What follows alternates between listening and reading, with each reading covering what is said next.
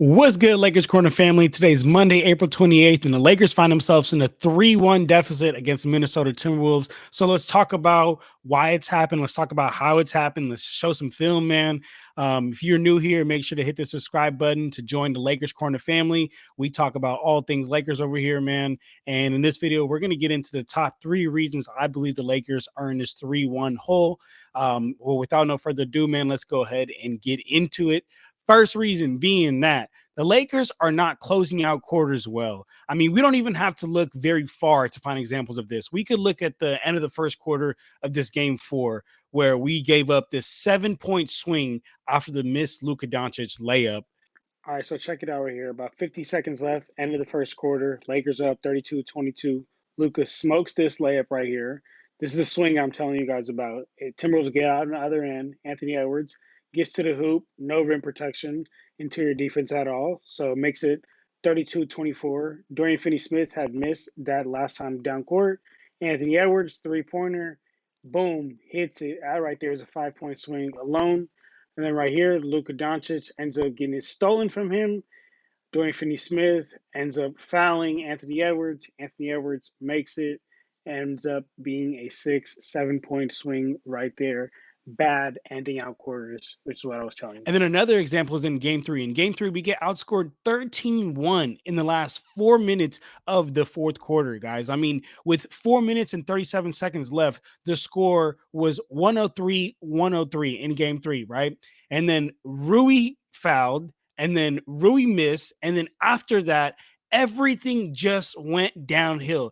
AR missed a shot. Rui missed a layup. Timberwolves go on a run, and then the game ends up finishing 116-104. So that's right, you guys. In a 4-minute stretch, in the definition of clutch time, in the definition of crunch time, the Lakers scored 1 point. We got popped 13-1. They went on a 13-1 run in the crunch time in that game 3. And then you can also look at game 4, another example of us not closing out quarters well. We got outscored 19-9 in the last 4 minutes of the fourth quarter here in game 4. I mean, coming into the fourth quarter, the Lakers were up by 10 points. So it's not even just that they're not closing out quarters well, they're just not closing out games well, period, man. And it's really frustrating because this has not just been a problem in the playoffs. This has been an ongoing issue all season long. And in my opinion, that's on coaching to not address an issue that we've had going on for a long time here, man. This has not just come up here now in the playoffs. It was also an issue in the regular season of us closing out quarters, man, and just closing out games. But the second reason that I believe that Lakers find themselves in 3-1 hole is players are not stepping up when counted on and when needed on most, right? Whether it's LeBron James, who didn't show up game 1 because, he had his quote unquote fill out game. He had 19 points and a terrible 20% from the 3-point line, 44% from the field, and only got to the free throw line twice that game. LeBron James only getting to the free throw line twice tells you all you need to know about that game. He was not aggressive enough. For some context for you guys that, maybe you guys don't watch every Lakers game, in game 4, LeBron James got to the free throw line 18 times. Do you see the difference right there? There is not many people in the league that can stop LeBron James from getting downhill and getting to the hoop. He's either going to hit the layup or he's going to get fouled and go to the free throw line. But, in that game 1, goes to the free throw line only 2 times, not being aggressive enough. And I understand, LeBron James wants to have these fill out games, but we can't really afford fill out games at this point in the season and with our current roster construction. Another player that hasn't been showing up when we've needed them is Luka Doncic, right? Game 3. I know a lot of y'all probably gonna kill me, talk about, he was sick, he was this, he was that. Look, guys, whether he was sick or whether he wasn't sick, 17 points on 6 of 16 from the field is not going to cut it, especially from one of our star players. One of our players we're dependent on most. That's just simply not going to cut it, sick or not sick. Fact of the matter is, he didn't show up. Or another player that hasn't been showing up here for us is Austin Reeves. He honestly hasn't shown up all series long in the way we've expected and the way we've grown accustomed to him doing, right? I mean, his overall numbers have just dropped when we've needed him most. Regular season, 20 points per game. In the playoffs, 16 points per game. Regular season, 37% from the three-point line. Playoffs, 34% from the three-point line. Regular season, 46% from the field.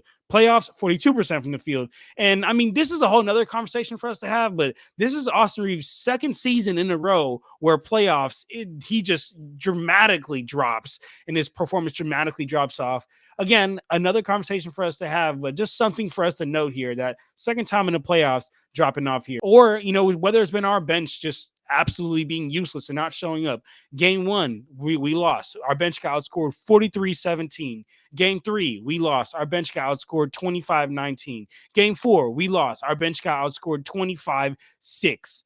Our bench has just absolutely sucked, so much so that in game four, JJ Redick felt that he had no choice but to play 5 players the entire second half of this game four.